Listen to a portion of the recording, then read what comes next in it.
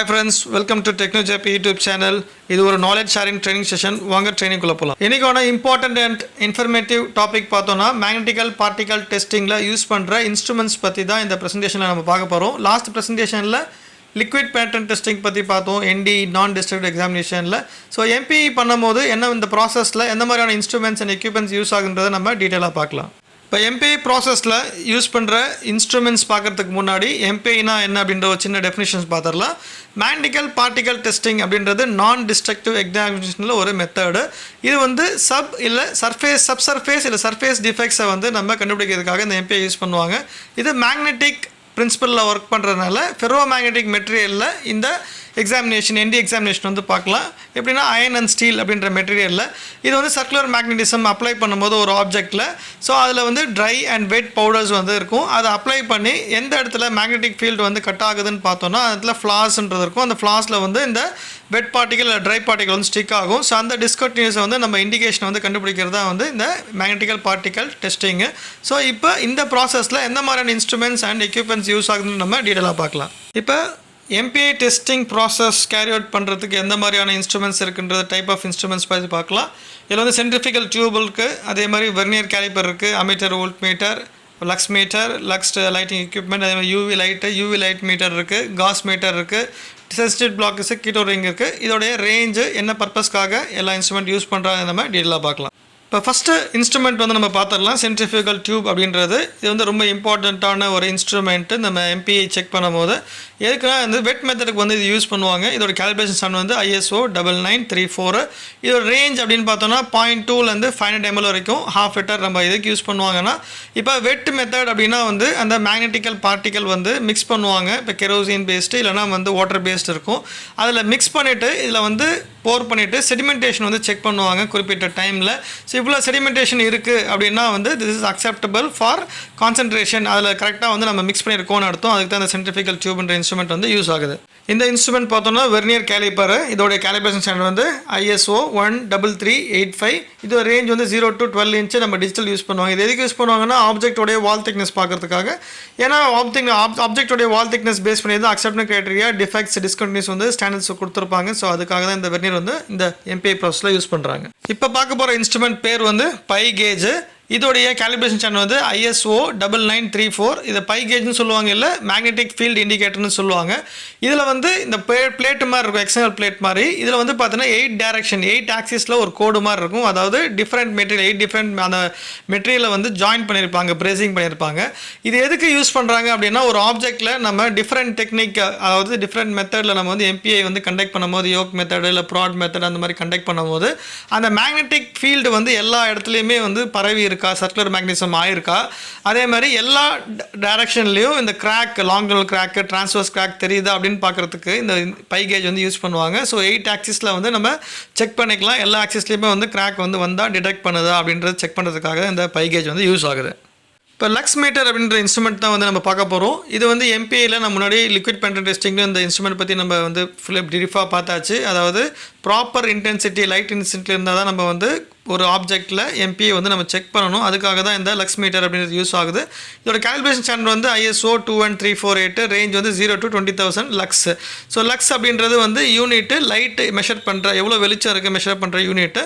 So இதோடைய minimum requirement பார்த்தோன்னா 1076 lux வந்து இருந்தால் தான் நம்ம வந்து ஆப்ஜெக்டில் நம்ம MPE NDE எக்ஸாமினேஷன் வந்து நம்ம பண்ண முடியும். இந்த இன்ஸ்ட்ருமெண்ட்டும் லக்ஸ் மீட்டர் மாதிரி தான், but UV light meter. UV லைட்டோடைய இன்டென்சிட்டி வந்து செக் பண்ணுறதுக்காக இதோட கேலிப்ரேஷன் ஸ்டாண்டர்ட் வந்து ISO 21348.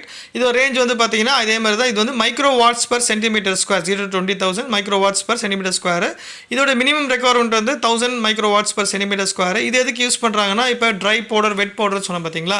இப்போ வெட் பவுடரில் ஃப்ளாரசன்ட் பவுடரும் இருக்கும். இது டார்க் ரூமில் வந்து நம்ம ஒரு ஆப்ஜெக்டை வச்சு சர்க்குலர் மேக்னட்டிசமோ இல்லை வந்து யோக் மெத்தடோ நம்ம செக் பண்ணும்போது அதில் இருக்கிற ஃப்ளாஸ் வந்து ஃப்ளாரசன்ட் மெத்தடில் நம்ம செக் பண்ணணும். அப்போ டார்க் ரூமில் ஃப்ளாரசன்ட் லேம்ப் வச்சு செக் பண்ணணும். அப்போ அந்த லேம்ப் வைக்கும்போது அதோட லைட் இன்டென்சிட்டி வந்து இந்த UV லைட் மீட்டரில் தான் வந்து நம்ம பார்க்க போகிறோம்.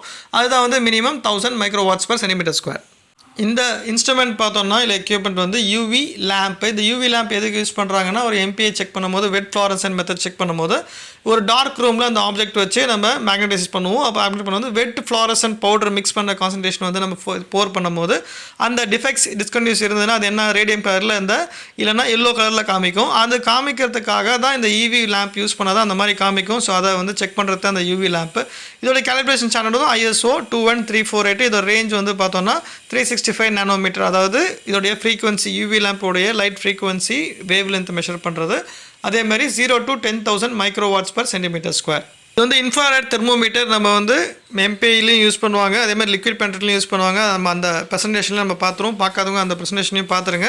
இது ஆப்ஜெக்டோட டெம்பரேச்சர் வந்து மெஷர் பண்ணுறதுக்காக யூஸ் பண்ணுறோம். அதாவது நம்ம எம்பிஐ பார்க்கறதுக்கு முன்னாடி அந்த டெம்பரேச்சர் ஆப்ஜெக்டோட டெம்பரேச்சர் வந்து நம்ம வந்து ரெக்கார்ட் பண்ணிடணும். பார்த்தேன். இப்போ பார்க்க போகிற இன்ஸ்ட்ருமெண்ட் பேர் வந்து பார்த்தீங்கன்னா அமீட்டர். இது மிஷின்லேயே இருக்கும். இது எதுக்கு யூஸ் பண்ணுறாங்கன்னா இப்போ ப்ராடெக்னிக் யூஸ் பண்ணும்போது ஒரு கிரிட் மார்க் பண்ணிவிட்டு ஒரு டிஸ்டன்ஸ் செக் பண்ணுவாங்க. 3 inch to 4 inch செக் பண்ணுறதுக்காக அந்த ரேஞ்சுக்குள்ளே நம்ம செக் பண்ணோன்னு.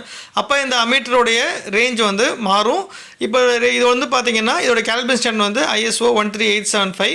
இதோட ரேஞ்ச் வந்து பார்த்தீங்கன்னா 0 to 6000 மில்லி ஆம்ஸ். இப்போ இந்த அமீட்டர் வந்து சொன்ன எப்படி செட் பண்ணுறாங்கன்னு பார்த்தீங்கன்னா அந்த கிரிட் லெவல்னு சொன்னால் பார்த்தீங்கன்னா ஒரு ஆப்ஜெக்ட்டில் மார்க் பண்ணிவிட்டு 3 inch to 4 inch பார்ப்பாங்க, இல்லை 2 inch to 6 inch அப்படின்னு பார்ப்பாங்க. அந்த ரேஞ்சை செட் பண்ணுறதுக்காக இந்த ஆம்ஸை வந்து செட் பண்ணிப்பாங்க. அப்போ பிரேஸ் பண்ணி தான் அப்போ வந்து மேக்னெட் ஃபீல்டு வந்து அந்த இன்ச்சுக்குள்ளே அந்த பாஸ் ஆகும், சர்க்குலர் மேக்னட்டிசம். அதுக்கு தான் இந்த அமீட்டர் வந்து இன்ஸ்ட்ருமெண்ட் வந்து யூஸ் ஆகுது. இன்ஸ்ட்ருமெண்ட் பேர் வந்து வோல்ட் மீட்டரு. ஸோ இதோட ரேஞ்ச் அப்படின்னு பார்த்தோன்னா 0 to 500 volts. இதோடைய கேலிப்ரேஷன் சேனல் வந்து ISO 13875. நம்ம இந்த வோல்டேஜ் வந்து செட் பண்ணது அந்த ஆம்ஸ் வந்து இவ்வளோ செட்டிங்ஸ் வந்து பண்ணுறது அந்த எம்பிஐ மிஷின்ஸில் செட் பண்ணுறதுக்கு யூஸ் ஆகும். இன்ஸ்ட்ருமெண்ட் பார்த்தோம்னா டெட் வைட் லிஃப்டிங் பிளேட் அப்படின்றது சொல்லுவாங்க. இது எதுக்கு யூஸ் பண்ணுறாங்கன்னா நம்ம வந்து யோக் மெத்தட் வந்து யூஸ் பண்ணும்போது இப்போ எம்பிஐயில் வந்து யோக் வச்சு நம்ம ஏசி டிசி வச்சு நம்ம என்ன பண்ண போகிறோம், ஆப்ஜெக்டில் மேக்னடைசிங் ஃபீல்டு வந்து கிரியேட் பண்ண போகிறோம், நம்ம டெஸ்ட் பண்ண போகிறோம். அப்போ வந்து இந்த பிளேட்டை வந்து ஃபஸ்ட்டு லிஃப்ட் பண்ணிவிட்டு செக் பண்ணுவாங்க. அதாவது இந்த டிஸ்டன்ஸில் வச்சுட்டு இது லிஃப்ட் பண்ணுதா இல்லையான்னு பார்ப்பாங்க. ஏசியில் வந்து 4.5யும் அதேமாதிரி ரேஞ்ச் வந்து 18.5 and 22.5 வெயிட் பிளேட் இருக்கும். ஸோ அது லிஃப்ட் ஆச்சு அப்படின்னா வந்து ப்ராப்பர் மேக்னெட்டிக் ஃபீல்டு வந்து கிரியேட் ஆயிருக்கு அப்படின்னு பார்த்தோம்.